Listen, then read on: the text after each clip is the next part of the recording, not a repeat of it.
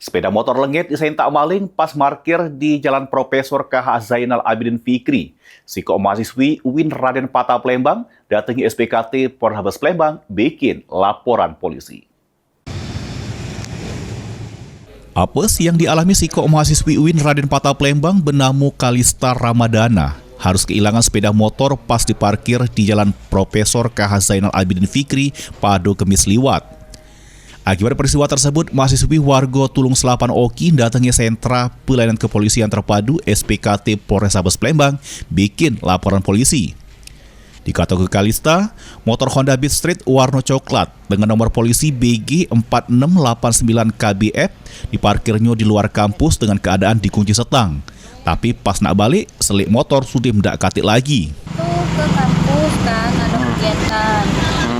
Ditaruh di parkiran, kegiatan lah jauh dari motor. Ya pas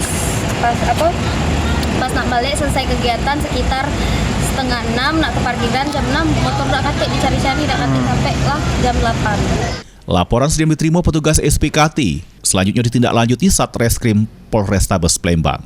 Heru Wahyudi, PAL TV.